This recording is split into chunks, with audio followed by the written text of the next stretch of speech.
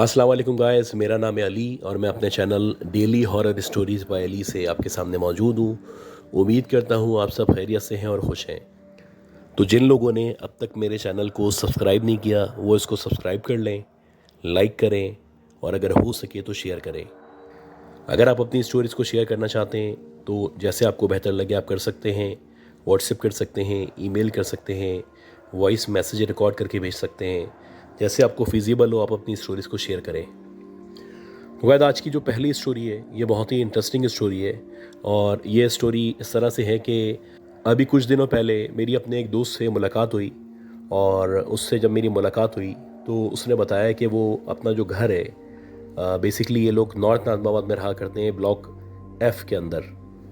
खैर उसने कहा कि ये जो उसका घर है यहाँ पे ये लोग रेनोवेशन वगैरह करा रहे हैं और इन लोगों का मतलब हर साल ही यही होता है कि ये लोग रेनोवेट करवाते हैं, कलर वगैरह करवाते हैं, जिन चीज़ों को रिप्लेस होने की ज़रूरत है घर पे उसको रिप्लेस करवाते हैं। मतलब इस तरह के काम कराते रहते हैं ताकि जो इनका घर है वो अप टू डेट रहे और मतलब जो उसके लुक्स हैं वो अच्छे रहें और जो एक रहने का जो मज़ा है वो इनको आ सके।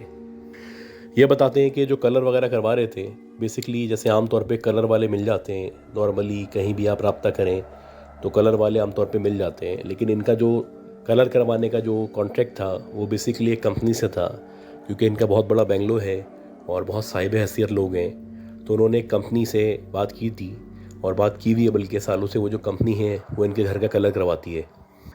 अच्छा, जब मैं अपने दोस्त से मुलाकात करने गया तो वहाँ पे जो कॉन्ट्रैक्टर था, यानी जो कंपनी का रिप्रेजेंटेटिव था या सुपरवाइज़र आप कह लें, वो वहाँ पे बैठा हुआ था। अच्छा, बातों बातों में जैसे आमतौर पे हुआ करता है कि जब 3-4 लोग मिलते हैं तो इस तरह की बातें शुरू हो जाती हैं हॉरर।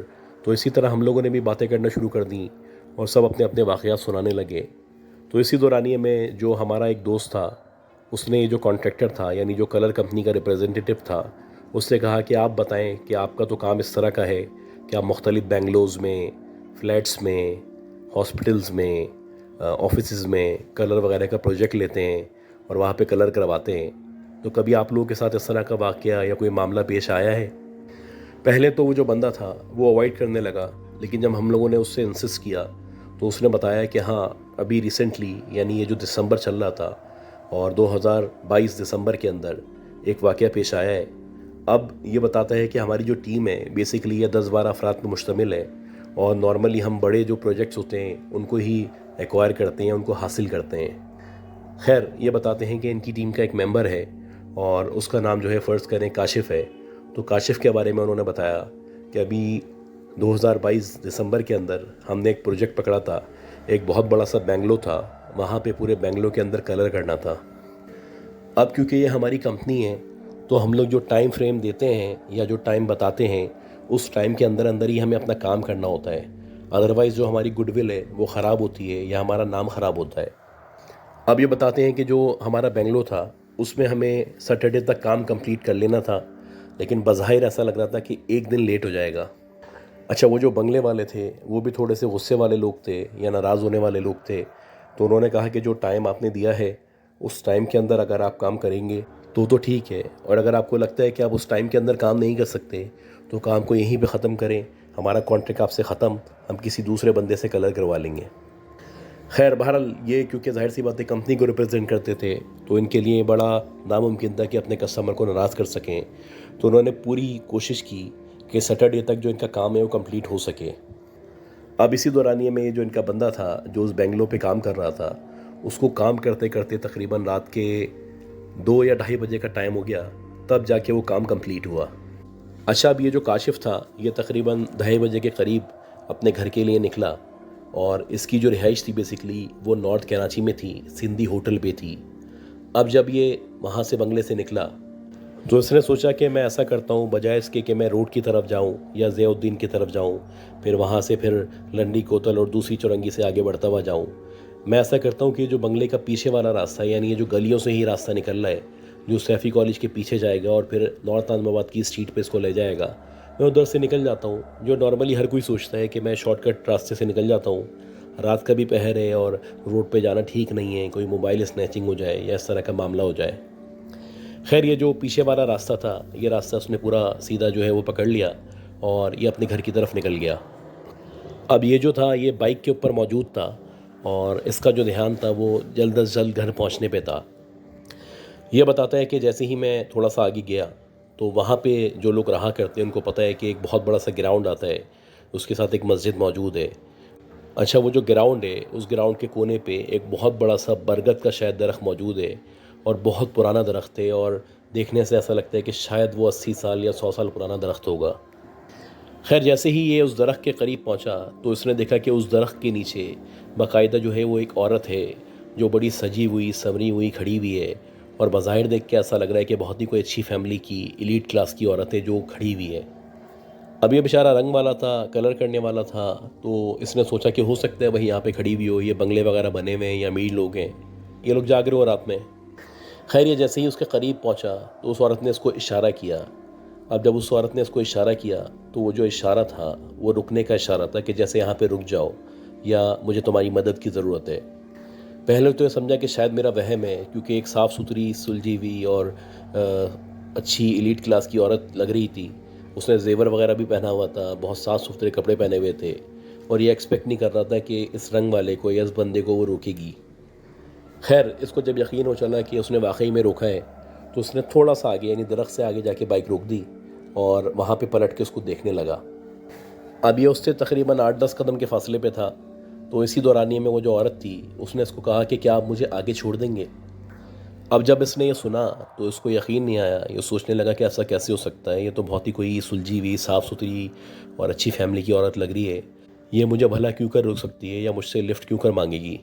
खैर, ये इन्हीं ख्यालात में था कि वो चलती हुई एकदम इसके करीब आने लगी और जब वो इसके करीब पहुंची तो उसने कहा कि मुझे आगे तक जाना है।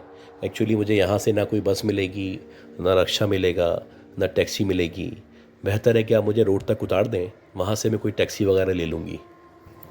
अब जब इसने ये सुना तो जाहिर सी बात है जो काशिफ था इसने यकीन कर लिया, क्योंकि उसको पता था कि ये कोई अच्छी फैमिली की औरत लग रही है और उसके ख्याल में इसको आगे छोड़ने में कोई मसला नहीं है। खैर, उसने कहा कि जी आप बैठ जाए, मैं आपको आगे तक छोड़ देता हूँ। अब ये बताता है कि जैसे ही वो मेरी बाइक पे बैठी तो मैं बाइक को स्टार्ट करने की कोशिश करने लगा। अब मैं बार बार किक मार रहा हूँ, मेरी बाइक स्टार्ट ही नहीं हो रही। हालांकि मेरी जो बाइक थी वो तो एक न्यू बाइक थी और मैं एक्सपेक्ट नहीं कर रहा था कि मेरी बाइक यहाँ पे बंद हो सकती है।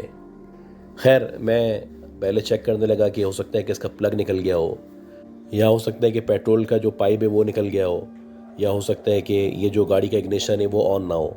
मुख्तलिफ़ चीज़ें इसके जहन में चल रही थी। तो ऐसे ही देखते देखते जब उसने पीछे की तरफ देखा, जब उसकी नज़र उस औरत के पाँव पे पड़ी तो ये बताता है कि उसने देखा कि वो जो औरत थी वो बज़ाहिर बहुत खूबसूरत थी, बहुत हसीन थी और देखने से ही लग रहा था कि बहुत ही कोई गुड लुकिंग है।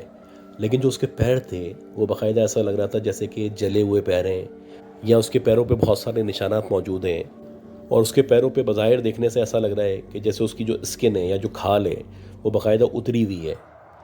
अब जब उसने उसके पाँव देखे, वो नॉर्मल जैसे इंसानों की तरह पाँव होते हैं, सीधे ही पाँव थे, कोई टेढ़े या उल्टे पाँव नहीं थे कि जिससे उसको यकीन हो चला होता कि भाई कोई चुड़ैल है या कोई इस तरह की मखलूक है। अब इसने जब इसके पाँव देखे तो उसने बोला कि मैडम आपके पैरों को क्या हुआ है, आपके पाँव इस तरह क्यों हैं। खैर, ये इतना पर्सनल सवाल था जो उसने एकदम से पूछ लिया। उसको बाद में अजीब सा भी लगा कि मुझे ऐसे नहीं पूछना चाहिए था, क्योंकि अल्लाह ना करे कोई बीमारी हो, कोई मसला हो तो अगले को फ़ील हो सकता है, बुरा लग सकता है। खैर, उसने जैसे ही ये सवाल किया तो वो जो औरत थी वो मुस्कुराने लगी। वो कहने लगी कि शुरू से ही मेरे पाँव ऐसे हैं, बस मैं क्या बताऊँ आपको। खैर, ये सुनने के बाद उसने दोबारा किक मारी तो उसकी जो गाड़ी थी वो स्टार्ट हो गई। अब ये बताते जब गाड़ी या बाइक इसकी स्टार्ट हुई तो उस औरत को उस पर बिठा के इसने चलाना शुरू की।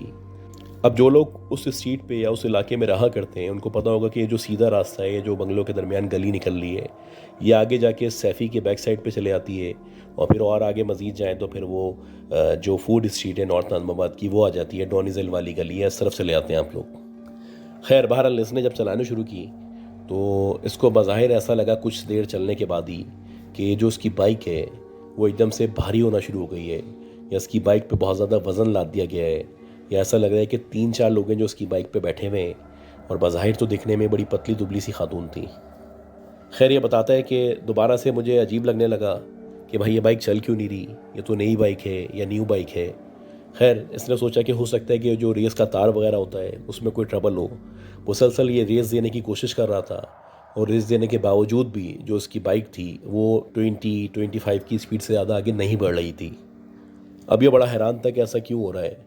खैर इसी दौरान ये मैं उसने अपने अगेन जो नॉर्मली हुआ करता है, जो बाइकर्स होते हैं या बाइक वाले होते हैं, वो फ़ौरन से अपने टायर की हवा देखते हैं और बाइक पे देखते हैं कि कहीं ऐसा तो नहीं प्लग निकल रहा हो, अनप्लग हो रहा हो बार बार। तो ऐसे ही उसने देखना शुरू किया तो दोबारा से उसकी एकदम से चलती हुई बाइक पे उसके पाँव पे नज़र पड़ी। और जब इसकी दोबारा से उस औरत के पाँव पे नज़र पड़ी तो ये बताता है कि मैंने देखा कि उसके जो पाँव थे वो बहुत ही कोई खूबसूरत और बहुत ही हसीन पाँव में तब्दील हो चुके थे।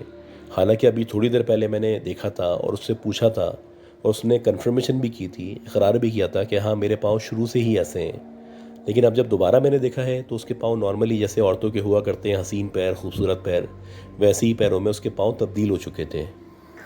अब ये बताते हैं कि जब मैंने ये देखा तो अब मुझे थोड़ा सा क्लिक हुआ कि यकीनन ये जो मामला है ये नॉर्मल मामला नहीं है, ये कुछ और मामला है। ये जो भी मेरे साथ बैठी हुई है इसके पाँव भी उल्टे नहीं हैं, लेकिन पहले इसके पाँव अजीब से जले हुए से थे और अभी मैंने देखा है तो उसके पाँव नॉर्मल हैं, खूबसूरत हैं। ये क्या चक्कर है, अल्लाह खैर करे। अब इसको एहसास हो चुका था कि जो भी इसके साथ बैठा हुआ है वो यकीनन कोई इंसान तो है नहीं। अब इसने क्या किया, जो सबसे पहले जहन में आता है, इसने आयतुल कुर्सी पढ़ना शुरू की दिल ही दिल में और कोशिश करने लगा कि अपने आप को, दिमाग को डाइवर्ट कर सके। क्योंकि ये जो ड्राइव थी या ये जो छोड़ना था, ये मुश्किल से 10 मिनट तक की ड्राइव थी बाइक पे। मुश्किल से 10 मिनट का रास्ता तय करता कि वो जो स्ट्रीट थी या वो जो रोड था वो आ जाना था। खैर ये बताता है कि बज़ाहिर ऐसा लग रहा था कि ये जो ड्राइव है, ये जो रोड है, ये ख़त्म नहीं हो रहा, ये कोई बहुत लंबा सफ़र है और ये सफ़र पता नहीं कब तक चलेगा। बहरहाल ये चलता रहा और मन ही मन जो है वो आयतुल कुर्सी पढ़ता रहा और कोशिश करता रहा कि अपने आप को हौसला दे सके, अपने आप को समझा सके कि डरना नहीं है। क्योंकि अगर मैं इस वक्त डर गया तो ये मेरे ऊपर हावी हो जाएगी, मुझे नुकसान पहुंचाएगी, मेरी जान को भी ख़तरा हो सकता है।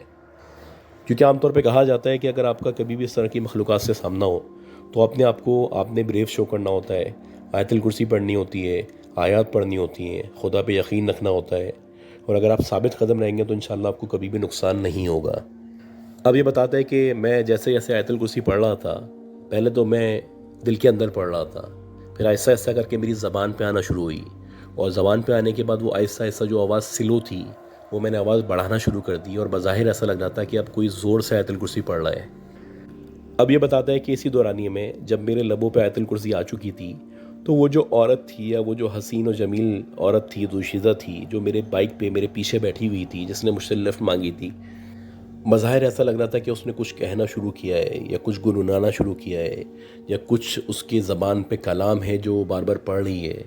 किसी अजीब सी ज़बान में वो कुछ गुनगुना रही थी और वो जो गुनगुना रही थी वो इतना महसूर कुन था, वो इतना सेटिस्फाइंग था, वो इतना रिलैक्सिंग था कि मेरा दिल चाह रहा था कि जो आयतुल कुर्सी मैं पढ़ रहा हूँ इसको पढ़ना बंद कर दूँ और वो जो गुनगुना रही है या वो जो कुछ कह रही है या जो कुछ पढ़ रही है उसको सुनना शुरू कर दूँ या उस पर फोकस करूँ। यानी इसकी जो अट्रैक्शन थी या इसका जो दिमाग था वो टोटली उसके गुनगुनाने पे डाइवर्ट हो रहा था। खैर इसने अपने आप को झड़का जल्दी से और दोबारा से आयतुल कुर्सी पढ़ना शुरू की। अब जैसे जैसे आयतुल कुर्सी पढ़ रहा था वैसे वैसे उस औरत के गुनगुनाने की या उसके कुछ कहने की या कुछ पढ़ने की जो आवाज़ थी वो बढ़ती चली जा रही थी। अब वो जो कुछ कह रही थी या जो कुछ गुनगुना रही थी वो यकीनन ना उर्दू थी, ना इंग्लिश थी, ना पंजाबी थी, कोई एक अजीब सी ज़बान थी जो इसने कभी सुनी भी नहीं थी। खैर बहरहाल इसने अपना जो फोकस था वो आयतुल कुर्सी की तरफ किया। तो अब वो जो औरत थी जब उसको यकीन हो चला कि ये मेरे गुनगुनाने से या मेरे कुछ पढ़ने से या मेरे गाने से मेरी तरफ माइल नहीं हो रहा या मेरी तरफ ध्यान नहीं दे रहा या मेरी तरफ मुतासिर होकर देख नहीं रहा या मुझे सुन नहीं रहा, तो उसने अब बाकायदा जो है ज़ोर ज़ोर से हंसना शुरू कर दिया। और जब उसने ज़ोर ज़ोर से हंसना शुरू किया तो उसको यकीन हो चला कि यकीनन ये मामला कुछ और है और ये मेरे आयतुल कुर्सी पढ़ने पे हंस रही है। खैर इसको बाइक ना रोकनी थी ना स्टॉप करनी थी क्योंकि बिल्कुल अंधेरा था, रात के तकरीबन 3 बजे का टाइम था, ना बंदा था ना बंदे की ज़ात थी। इसको जैसे तैसे करके खैरियत से अपनी मंजिल पर पहुंचना था, इस औरत को उतारना था, अपने आप को बचाना था। अब ये बताता है कि अगला स्टेप ये हुआ कि वो जो औरत थी जब उसको लगा कि उसके गुनगुनाने से मुझ पर कोई असर नहीं हो रहा या उसके हंसने से मेरे ऊपर कोई असर नहीं हो रहा, तो उस औरत ने क्या किया कि जो उसका हाथ था जो उसने मेरे कंधे पे रखा हुआ था तो उस कंधे पे उस हाथ के ज़रिए ज़ोर देना शुरू किया। यानी अब उसने बाकायदा जो मेरा कंधा था उसको पहले दबाना शुरू किया और जब उसने दबाना शुरू किया तो मुझे ऐसा लगा कि जो मेरा कंधा है इस पे कोई गर्म सी चीज़ रख दी गई है, कोई लावा रख दिया गया है, या कोई इस्त्री होती है या खौलती हुई कोई चीज़ होती है वो रख दी गई है। यानी जो उसकी 5 उँगलियाँ थीं और उसका जो हथेली थी, वो बज़ाहिर ऐसा लग रहा था कि मुझे जलाने के लिए पूरी कोशिश की जा रही है। और मुझे बाकायदा महसूस हो रहा था कि जो मेरा कंधा है वो अब जलना शुरू हो गया है। और अब ऐसा लग रहा है कि कुछ देर मज़ीद मैंने अगर इस पर गौर नहीं किया तो मेरे कंधे में आग लग जाएगी, ये दहकने लगेगा, इससे शोले निकलना शुरू हो जाएंगे। खैर ये बताता है कि मेरे पास ऑप्शन कोई था ही नहीं बर्दाश्त करने के अलावा, तो मैं आयतुल कुर्सी पढ़ता रहा और ज़ोर ज़ोर से पढ़ता रहा। और जैसे तैसे करके मैंने ये जो सफ़र था उसको मुकम्मल किया। और जैसे ही रोड आने लगा, यानी डोनिज़िल की करीब मैं पीछे गलियों से निकलता हुआ पहुंचा, तो मैंने देखा कि वहाँ पे कुछ रौनक है, कुछ लोग बैठे हुए हैं। तो मैंने जल्दी से कोने वाला जो बंगला था वहाँ पे गाड़ी रोकी। मैंने कहा मैडम अब आप उतर जाएं, मुझे यहाँ से मुड़ना है। और जैसे ही मैंने उसको कहा कि आप उतर जाएं और मैंने पलट के देखा तो अगेन वो मुझे देख के मुस्कुरा रही थी। और जैसे एक फातिहाना अंदाज़ नहीं होता, उस अंदाज़ में कोई देखता है, तो वैसे ही मुझे देख रही थी। खैर जैसे तैसे करके मैंने उसको उतारा और वहाँ से फिर अपनी जो मेरी बाइक थी मैंने उसको भगाना शुरू किया। अब ये बताता है कि वहाँ से जो मेरे घर का रास्ता है वो रात में तकरीबन 20 से 25 मिनट का रास्ता है। लेकिन ये 20 से 25 मिनट का रास्ता मैंने कैसे गुजारा है अल्लाह जानता है। मैं कोशिश कर रहा था कि मैं मेन रोड पे ही रखूँ गाड़ी को, क्योंकि मेन रोड पे रात के कितने ही क्यों ना बज रहे हो, कोई ना कोई गाड़ी आती है, चल रही होती है, बजाय इसके कि मैं गली से लूँ। खैर मैं रोड पे बाइक को चलाता चलाता जैसे तैसे करके अपने घर पहुंचा। और जब मैं अपने घर पहुंचा तो मुझे उस वक्त एहसास होने लगा कि मुझे शदीद सर्दी लग रही है और मेरा जो जिस्म है वो बुखार से दहक रहा है। और ऐसे ही था कि जब मैं घर पहुंचा तो मेरे घर वालों ने चेक किया तो मुझे बाकायदा 104 बुखार था और मैं खौल रहा था बुखार के अंदर। बहरहाल जब मैं घर पहुंचा तो मैंने अपने घर वालों को सारी बात बताई। तो मेरे जो पेरेंट्स थे उन्होंने मुझे बुखार की दवा दी, उसके बाद दम दुरूद किया और सूरह बकरा की जो आयत वगैरह उनको पढ़ के मेरे ऊपर फूका और पानी पे भी फूका और मुझे वो पानी पिलाया। खैर ये बताता है कि वो रात तो जैसे तैसे गुजरी। अब सुबह जब मैंने कपड़े चेंज किए तो जब मैं कपड़े चेंज करने लगा तो मुझे याद आया कि उसने जो अपना हाथ था या उसने जो अपनी 5 उंगलियां थीं वो मेरे कंधे पे रखी थी। और जब मैंने अपने कंधे को चेक किया तो बाकायदा उसके पूरे हाथ का निशान पंजों समेत या उसकी उंगलियों समेत मेरे कंधे पे मौजूद था। और बज़ाहिर ऐसा लग रहा था कि किसी ने बाकायदा पेस्ट किया है या कोई चीज़ है जो मेरे ऊपर बनाई गई है, कोई नक्शा खींचा गया है। और बाकायदा उसमें से इतनी जलन हो रही थी जैसे आमतौर पे जलने के बाद आपके जिस्म में कोई जलन हुआ करती है। ये बताते हैं कि वो जो करीबी इमाम मस्जिद थे उनसे भी मैंने रब्ता किया और उनको भी अपने आप को दिखाया, उन्होंने भी कुछ दम दुरूद मुझ पे किया। उसके अलावा मैंने डॉक्टर से रब्ता किया और ये जो स्किन स्पेशलिस्ट है उसको दिखाया। पहले तो डॉक्टर मेरी बात का यकीन करने को तैयार नहीं था। वो ये समझ रहा था कि कोई इख्तलाफात हुए हैं, किसी से लड़ाई हुई है, किसी ने आपको जलाने की कोशिश की है। बहरहाल बड़ी मुश्किल से मैंने उसको कन्विंस किया। मैंने कहा कि भाई मैं बाइक पे आ रहा था, एक औरत ने लिफ़्ट मांगी, मैंने उसको लिफ्ट दी। उसके बाद उसने जो हाथ मेरे कंधे पे रखा था ये उसके निशानात हैं। अब ये बताते हैं कि तकरीबन 1 हफ़्ता लगा, मेरा जो बुखार था 1 हफ़्ते बाद जाके सही हुआ। और वो जो उस औरत ने अपना जो हाथ मेरे कंधे पे रखा था या मेरे शानों पे रखा था, तो आज तक मेरे कंधे पे उस औरत के हाथ के निशान मौजूद हैं। और अभी भी ऐसा लगता है कि किसी ने बाकायदा, जैसे आप किसी कलर पे अपना हाथ रख के किसी दीवार पे लगाते हैं, वैसे ही उसके निशानात मौजूद हैं। और बिल्कुल ऐसा लगता है जैसे अभी ताज़ा ताज़ा किसी ने ये निशान बनाए हैं या अभी जलाने की कोशिश की है। तो गैस ये वाक़या था जो उनका जो सुपरवाइज़र था या जो उनका काम करने वाला बंदा था या जो उनका मैनेजर था उसने सुनाया कि उसके स्टाफ के साथ किस तरह का वाक़या पेश आया था। इसके अलावा भी उसने 3-4 वाक़यात थे जो हमें बताए थे। अब क्योंकि उसकी पहली स्टोरी इतनी लंबी थी तो मैंने सोचा कि अभी एक स्टोरी कवर कर देता हूँ और बाकी जो उसकी बताई हुई स्टोरीज़ हैं उसके लिए मैं कोशिश करूँगा कि बाकायदा एक सेशन हो जिसमें जो उसने मुझे मज़ीद 3 स्टोरीज़ बताई हैं वो मैं आपसे शेयर कर सकूँ। और प्लीज़ मैं आपसे एक रिक्वेस्ट करूँगा कि आप हमेशा मुझे सपोर्ट करते हैं। आजकल मैं देख रहा हूँ थोड़े से लाइक्स में कमी हुई है। अगर आपको वीडियोस पसंद नहीं आ रही या कोई इसमें मसला है या कोई इसमें बेहतरी की गुंजाइश है तो अपना फ़ीडबैक दें। अगर आपको लगता है कि ये ऑडियो या ये जो टेप्स हैं या ये जो स्टोरीज़ हैं ये आपको अच्छी लगती हैं, आपके मेयार के मुताबिक हैं, तो भी कमेंट करें, लेकिन लाइक ज़रूर करें। क्योंकि देखिए आपका लाइक मेरे लिए बहुत इंपॉर्टेंट है। और बाकी दुआ करें कि अल्लाह ताला मुझे सबको, आपको, हम सबको सलामत रखे, सेहत दे, ज़िंदगी दे, कामयाबी दे। और शुक्रिया अदा करता हूँ आपका, मेरे साथ आप इंटैक्ट हैं। इसी तरह आपने मेरे साथ इंटैक्ट रहना है, अपना ख्याल रखना है, दुआओं में रखना है। अगली स्टोरीज तक के लिए मैं जा चाहूँगा। अल्लाह हाफ़िज़।